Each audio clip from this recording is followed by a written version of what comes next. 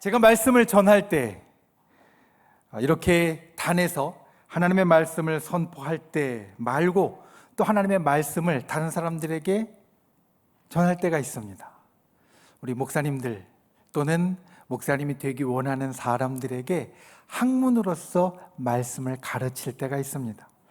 학문으로 말씀을 가르칠 때는 사실 우리가 이 단에서 말씀을 나누는 것과는 조금 다릅니다. 왜냐하면 저 여러분은 다 믿음이 있는 사람입니다. 믿습니까? 아멘이십니까? 저 여러분은 믿음이 있는 사람입니다. 그러니까 우리는 믿음이라는 이 공통점을 가지고 그 위에 하나님의 말씀을 전하니까 우리는 누가 뭐라고 해도 하나님의 말씀이 우리에게 있어서 진리라는 것을 받아들이고 그리고 그것을 우리가 이 속에 새깁니다. 그런데 학문으로서 하나님의 말씀을 볼 때에는 이게 좀 다릅니다. 왜냐하면 믿음이라는 공통점이 없습니다. 왜 그런가? 자, 우리가 구약 성경을 볼 때 우리는 구약 성경을 보면서 하나님의 말씀이라고 봅니다. 그런데 이 구약 성경을 보는 사람들이 우리 말고도 또 있습니다. 구약 성경을 보는 사람들이 우리 말고도 누가 있느냐? 유대인들도 자기 선지의 이야기라고 보고요. 또 이슬람 사람들도 참고한다고 보고요. 그리고 또 믿음이 전혀 없는 사람도 나는 유대인들의 이스라엘의 옛날 역사에 관심이 많아라고 하면서 봅니다. 신약 성경도 마찬가지입니다.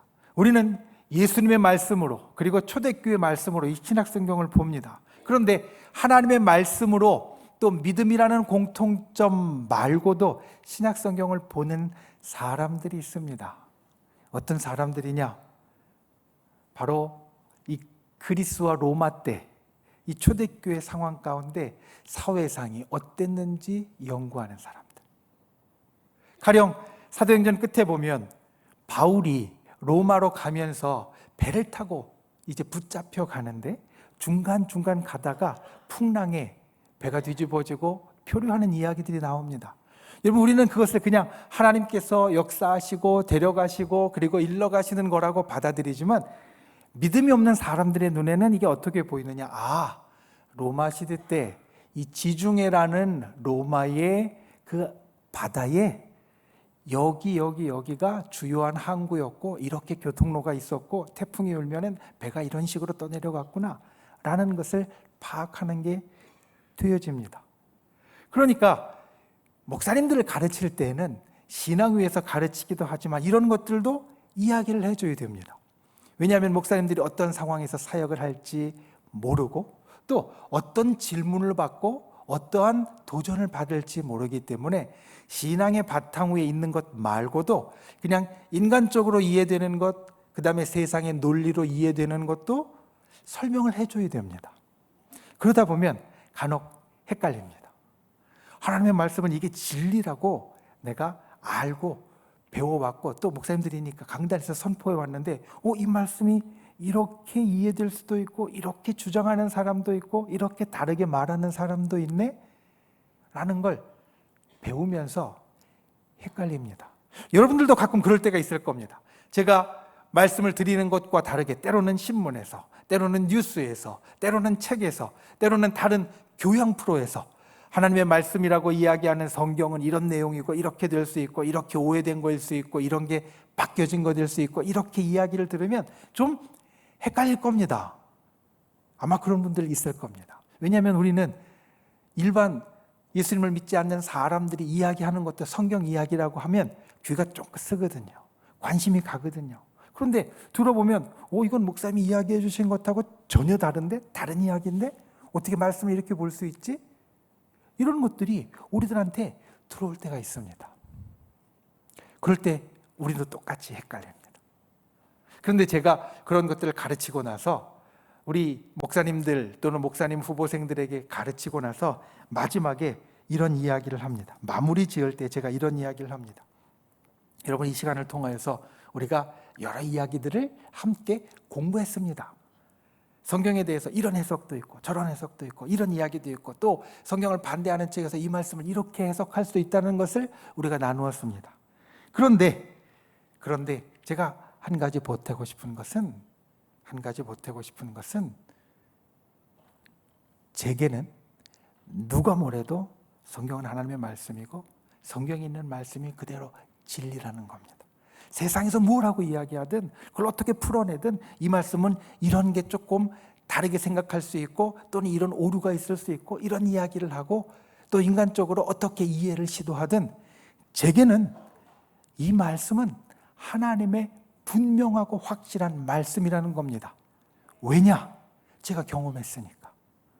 제가 어려서부터 신앙생활을 하면서 이 말씀이 진짜라는 걸 남들이 어떻게 이론으로 이야기하고 뭐 과학으로 이야기하고 무슨 이야기를 해도 그 하나님이 진짜고 그 하나님이 진짜 살아계시고 이 하나님의 말씀대로 되어진다는 것을 제가 경험했으니까 내가 이론으로 논리로 이해하는 것보다 내 삶의 경험으로 그것을 누가 흔들 수 없게 때로는 성경 가운데 하나님이 주시는 음성으로 때로는 하나님이 정말 기적적으로 보여주시는 환상으로 때로는 예언의 말씀이나 직접 통변의 말씀을 통하여서 하나님이 직접 살아계시다는 것과 하나님이 직접 우리에게 역사하시고 어떻게 행하신다는 것을 저는 경험했으니까 누가 가르쳐준 것도 아니고 보여준 것도 아니고 일러준 것도 아니고 그렇다라고 우긴 것도 아니고 제가 직접 경험했으니까 저는 이 말씀이 하나님의 진리라고 믿습니다. 여러분도 그러한 것을 가지십시오. 목사님들에게 이렇게 이야기합니다. 여러분들도 그런 확실한 게 있어야 됩니다. 어떤 이론을 배우고 어떤 논리를 배우고 어떤 반박이나 어떤 반대나 어떤 이야기가 있어도 누가 뭐라고 해도 이건 내가 경험한 하나님, 나에게 직접 보여주신 하나님이니까 그러니까 누구도 흔들 수 없어 라고 이야기할 수 있는 것을 가지십시오 라고 말을 합니다. 오늘 우리에게 주시는 5장 32절 말씀을 이렇게 이야기합니다. 우리는 이 일의 증인이요 하나님이 자기에게 순종하는 사람들에게 주신 성령도 그러하니라. 여기에 증인이라는 말이 나옵니다. 여러분, 증인은 어떤 사람이냐? 확실하게 못을 박는 사람입니다. 법정에 가면 두 편으로 나뉘어서 싸웁니다. 내 말이 맞아. 이게 진짜야, 저게 진짜야. 아니야, 너 그때 이렇게 했잖아, 저렇게 얘기했잖아. 서로 싸웁니다. 그런데 그 두 개 서로 싸우는 것 가운데 이게 진짜라고 확실하게 못을 박는 사람이 누구냐? 증인입니다. 내가 보니까 이렇게 됐더이다 라고 이야기하면 그게 못을 박는 것 같이 진짜가 됩니다. 하나님 일도 마찬가지입니다. 우리가 경험할 때 확실한 못을 박을 수 있습니다. 우리가 경험할 때 확실하게 세상이 무엇라고 해도 양쪽에서 무엇라고 싸워도 확실하게 못을 박을 수 있습니다. 오늘 우리가 이제 말씀을 나눈 이후에 우리가 듣는 간증이 바로 그러한 것이고 또 이 여리고 기도회를 통하여서 우리가 7일에 이 기도의 시간을 통하여 만들어 갈 것이 그런 일이 될 줄 믿습니다. 올 한 해 하나님께서 나에게 역사하심을 못 받고 시작하시는 시간이 되시기를 주님의 이름으로 축원을 드립니다. 올 한 해 하나님께서 나와 동행하고 계심을 우리가 증인으로서 못을 받고 기도의 응답으로서 못을 받고 시작하는 분들이 되시기를 주님의 이름으로 축원을 드립니다. 기도하겠습니다.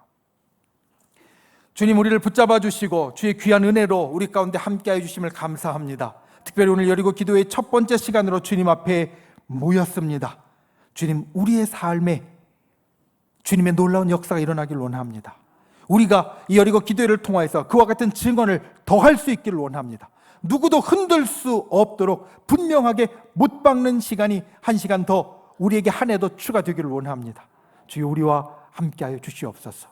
우리가 함께 나누는 간증을 통하여서 하나님의 살아계심을 다시 보고 주님 앞에 도전받게 하여 주시고 또한 우리가 7일 동안 기도하는 이 기도의 축제를 통하여서 주님 앞에 응답받고 다시 한번 확실한 간증과 증거를 갖는 우리 모두가 되도록 주께서 역사하여 주시옵소서.